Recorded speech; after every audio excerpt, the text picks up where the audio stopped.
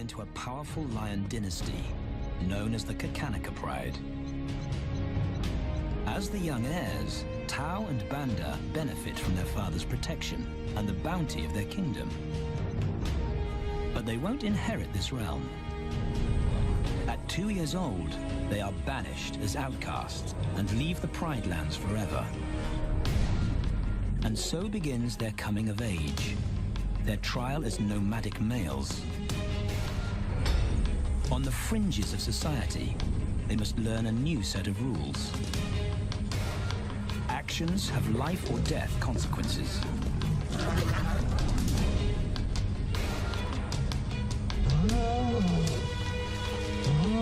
Tested to the limit as they mature, their strength is their blood bond.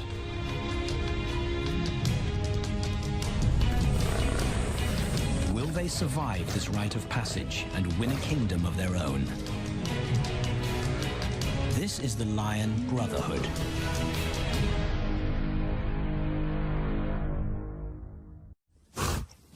Buffalo, a formidable adversary. Vast herds spill over the Kakanika Pride Lands. Their grassy smell pervades Tao and Banda's childhood. These are the giants they must slay one day. A moving barricade they will learn to hunt.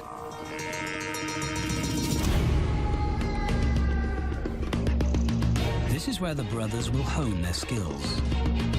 Prime real estate in the middle of the Okavango Delta, Botswana. Their territory is a patchwork of brown and green. Pride lands that include swamps with permanent water. So buffalo rarely leave their area. Tao and Banda will learn from the best, because Kakanika lions are expert buffalo killers.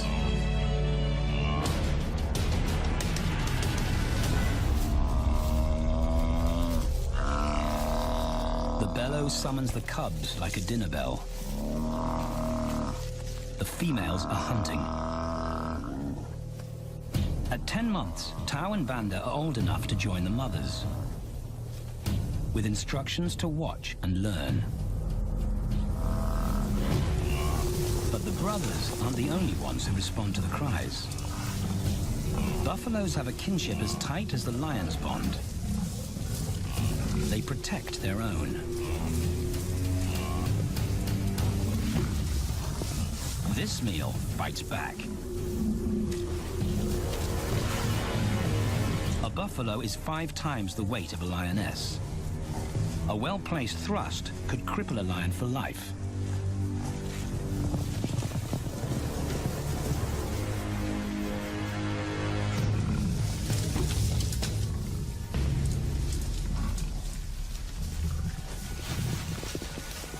On the sidelines, the brothers are out of danger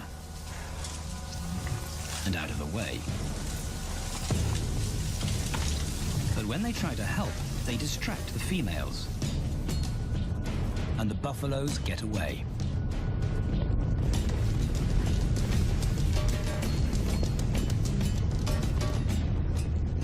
But just as quickly, the brothers see how misfortune turns into opportunity.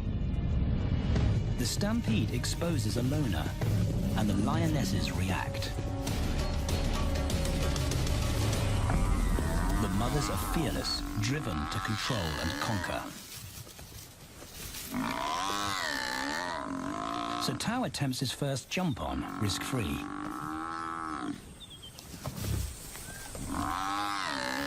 On the rump, he's away from immediate danger. Banda feels safer behind a tree.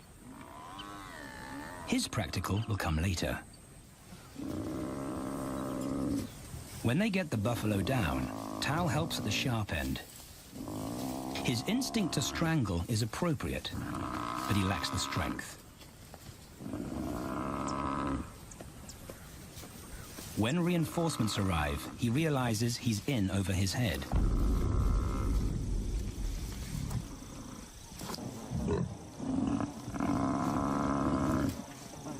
Better let the experts do this.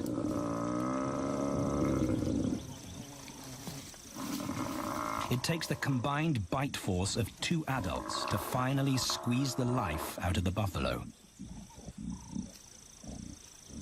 With a buffalo dead, horns and hooves are no longer a danger. It's what Banda's been waiting for.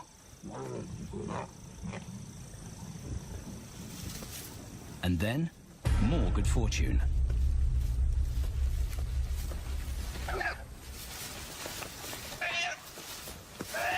A reed buck in the wrong place at the wrong time.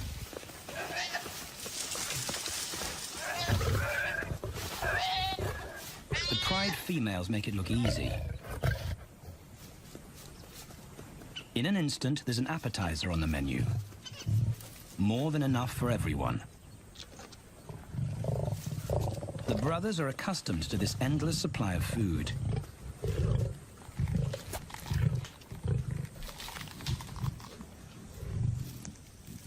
While Banda gorges himself, Tao takes the opportunity to practice his suffocation technique.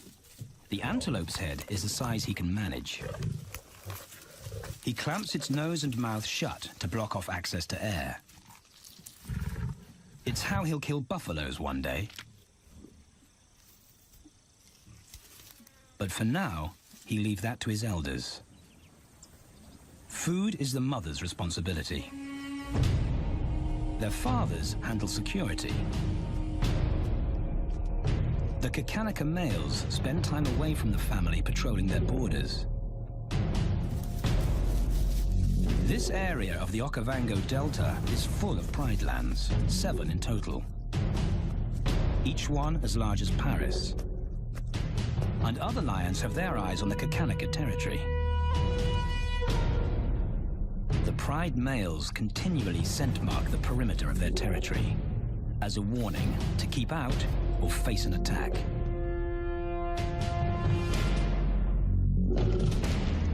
But warnings don't always work. Today, the smell of the family's carcass tempts nomads into the heart of their territory. Though Tao and Banda hardly notice. The mothers are defensive, but they'll wait for the males to make the first move. The nomadic females may get a chance to eat, but the juvenile male won't be tolerated.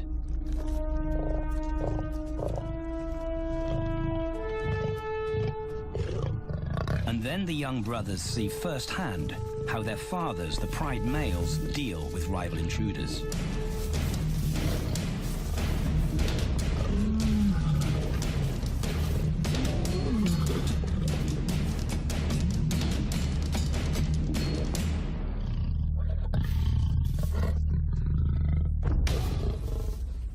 The trespasser is lucky to escape with his life.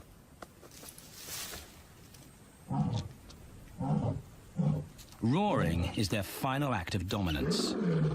A bulletin to neighboring prides. It communicates location, prowess, and ownership.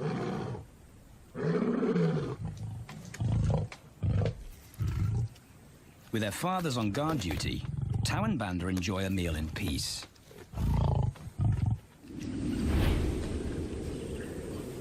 On hunting trips with the lionesses, the brothers experience all the quirks of Delta living.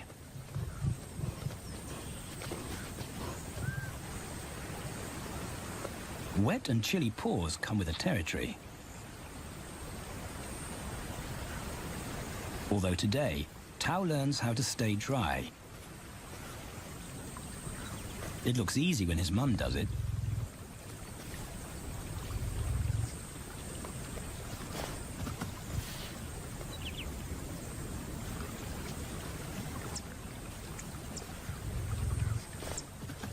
Bingo. Cautious Banda gets cold feet.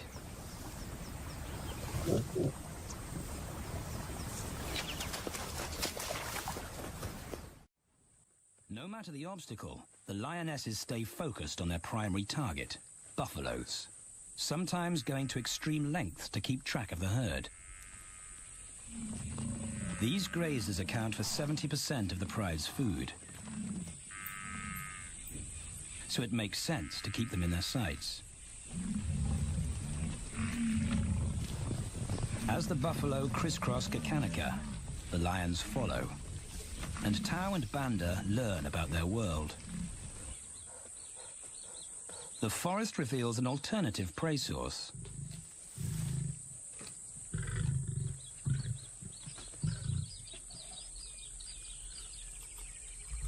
Tau and Banda have eaten impala before, but not often. These agile antelope usually outrun the lionesses, and the meager food reward is not worth the effort of a chase.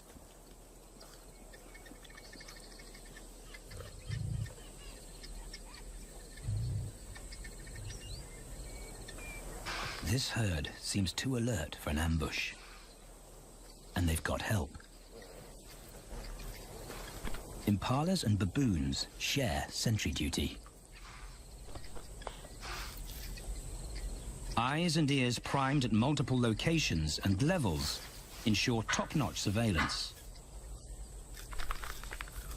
Though no one sees Tau creep closer.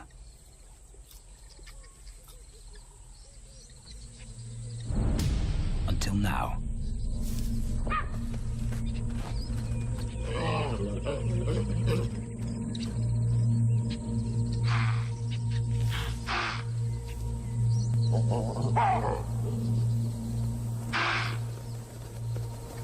With the alarm raised, the lions' game is up. They won't catch an impala now they've been spotted.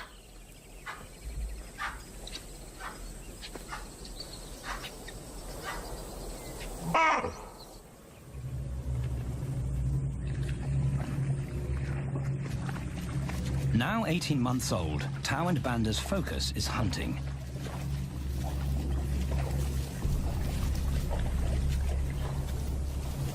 And they pick up the subtleties of stalking buffalo by watching the lionesses.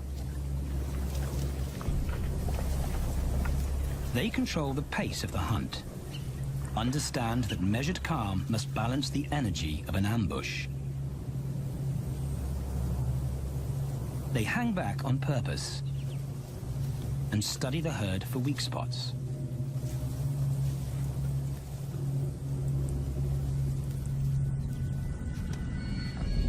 Perfect. A straggler, and he's injured. They move into attack positions.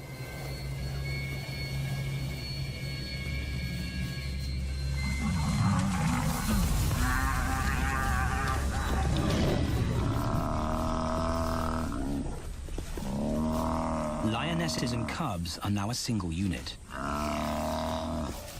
Their adrenaline-fueled onslaught catches the bull off guard. And the support of the cubs gives the lions a weight advantage.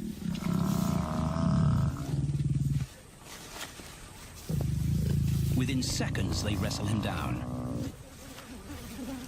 Both brothers are now experienced enough to help on the kill. Banda stops the bull from kicking the rest of the pride.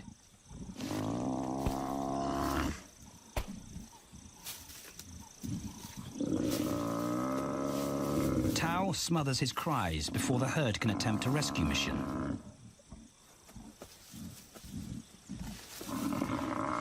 With so many females around, they both practice without pressure. And when it gets too hard, there's always a mother to take over and deliver the suffocation bite. But this idyllic childhood doesn't last. 6 months later, carefree days and easy meals end abruptly. The attack comes without warning. It's a brutal pride takeover.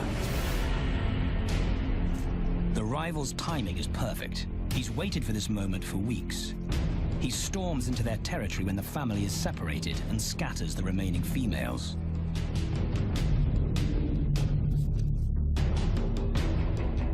Only one Kakanika male is close enough to retaliate.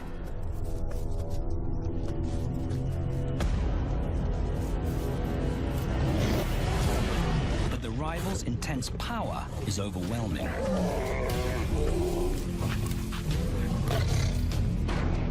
When their father bolts, the brothers know they're conquered.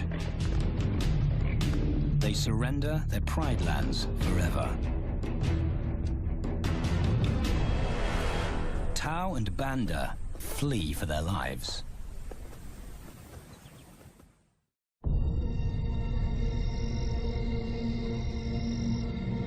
It's a jolt to adulthood, as extreme as night and day. Yesterday, the brothers walked with a pride as usual. Today, they are alone. Quite naturally, they stumble onto the first rule of survival as nomadic males. Stick together. A coalition is their best chance to win a territory one day, and a mate. This play session recalls their time together as cubs, and that's vital. Their bond is their insurance policy for the future. The brothers wisely keep a low profile and move through different territories quickly without being spotted. But others can't help attracting attention.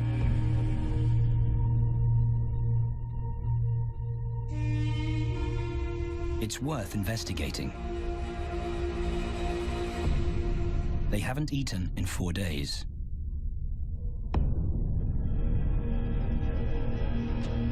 All the signs look promising.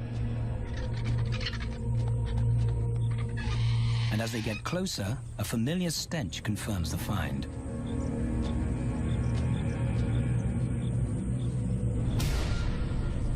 A 7-day-old carcass is hard to miss.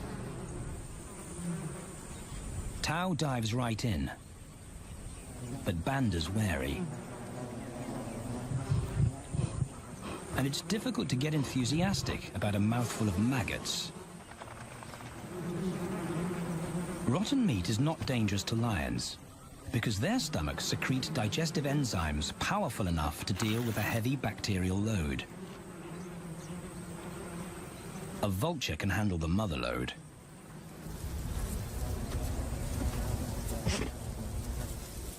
The original owners don't make an appearance.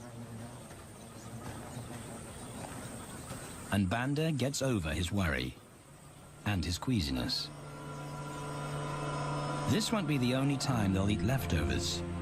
Scavenging and stealing is now their way of life.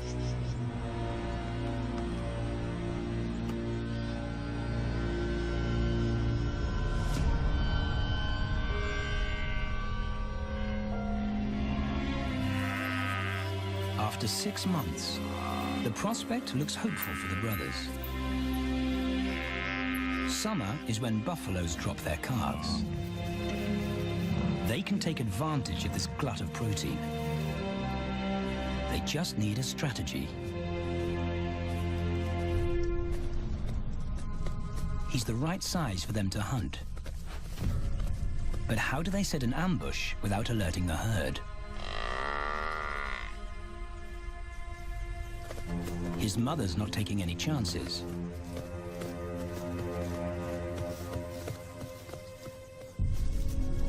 Back to tracking is the pattern they know.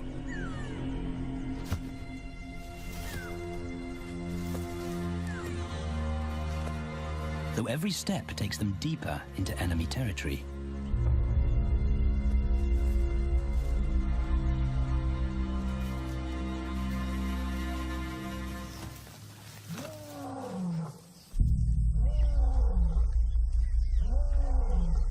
That roar is their cue to leave. And the second rule for nomadic survival: stay away from territorial pride males. Tau breaks both rules when he suddenly splits from Banda.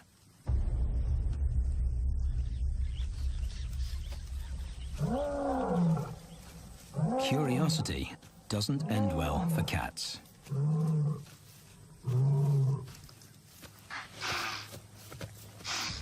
Tau's been spotted, And now the bigger male knows he's inside his pride lands. Tao is on his own. Banda's nowhere to be seen.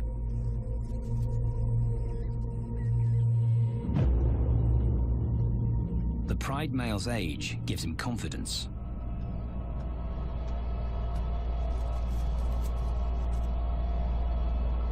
But Tao ignores all the visual tip-offs of dominance.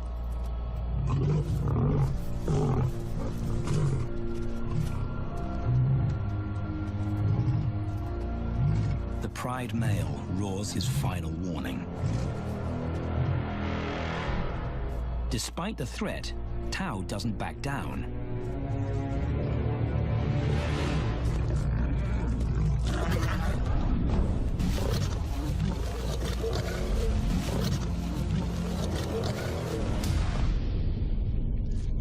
The pride male delivers the ultimate lesson in humility.